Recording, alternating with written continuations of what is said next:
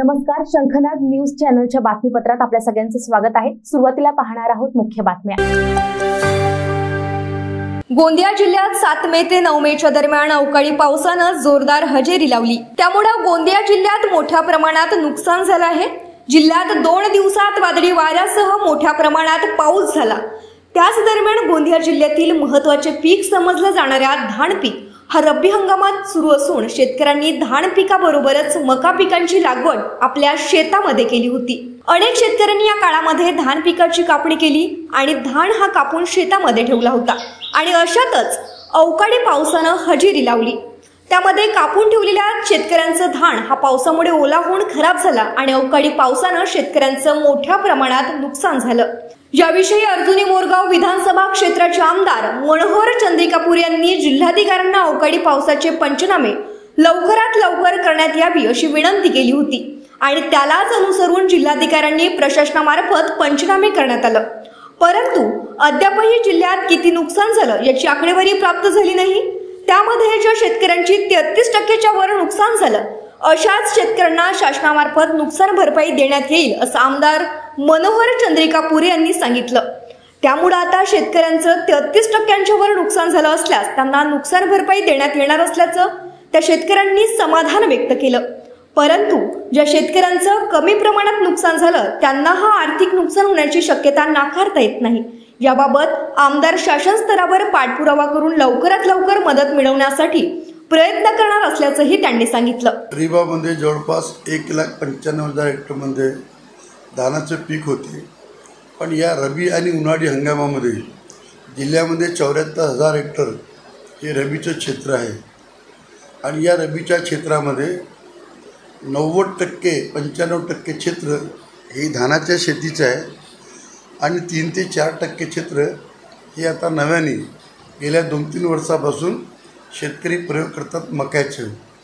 तर यावेळेस अवकाळी पाऊस पडल्यामुळे नेमकं धान कापणीवरती आला होता, मकासुद्धा शेतकऱ्यांनी तोडला होता, पण अकाळी पावसामुळे ज्या ज्या ठिकाणी शेतामध्ये उभं धान आहे त्या ठिकाणी नुकसान कमी झालं, पण शेतकऱ्यांनी ज्या ज्या ठिकाणी आपल्या धानाची कापणी केली त्या ठिकाणी नेमकं पाऊस पडला आणि त्या ठिकाणी शेतकऱ्यांचं प्रचंड नुकसान झालं। या संदर्भामध्ये माननीय जिल्हाधिकारी ज्या रात्री पाऊस पडला त्या रात्रीच मी त्यांना फोन केला होता की कलेक्टर साहेब आपल्या सर्व तहसीलदार आणि तलाठ्यापर्यंत अवकाळी पडलेल्या पावसानं जे शेतकऱ्याचं नुकसान झालं हे शेतकऱ्याचे पंचनामे ताबडतोब करा, जेणेकरून एकदा धानाचं पीक घरात गेलं तर पंचनामे करता येत नाही आणि त्यापासून आमचा शेतकरी वर्ग शासनाच्या मदतीपासून वंचित राहतो।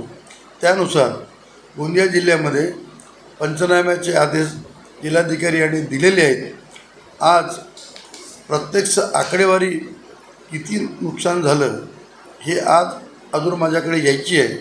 मी जिल्हाधीक्षक कृषी अधिकारी, तालुका कृषी अधिकारी यांचे सतत संपर्कात आहे, परंतु जे नेहमीचे आपले शासनाचे निकष आहेत त्या निकषानुसार 50% वर ज्या शेतकऱ्याचं नुकसान झालं 33% वर आता आलेलं आहे, तर त्या सर्व शेतकऱ्यांना पंचनामा झाल्यानंतर तो सगळा अहवाल जिल्हाधिकारी मार्फत राज्य सरकारकडे जाईल आणि मदत आणि पुनर्वसन मंत्री यांच्यामार्फत ज्या शेतकऱ्यांचं नुकसान झालं आहे त्या शेतकऱ्यांना मदत भरपाई देण्यात येईल असा माझा प्रयत्न आहे।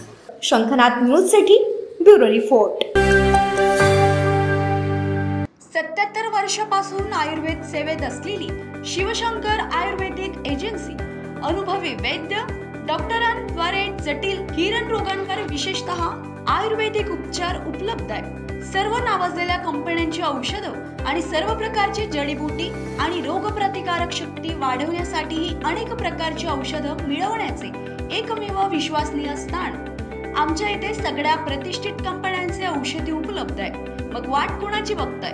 आत्ताच भेट द्या शिवशंकर आयुर्वेदिक क्लिनिक। आमचा पत्ता योग कॉम्प्लेक्स डॉक्टर मंगला केतकर हॉस्पिटलच्या समोर, महाजन मार्केट जवळ, टेम्पल बाजार रोड, सीताबर्डी, नागपूर। संपर्क साधा 86 05 24 50 80। Landline number 0712 25 67 74 7.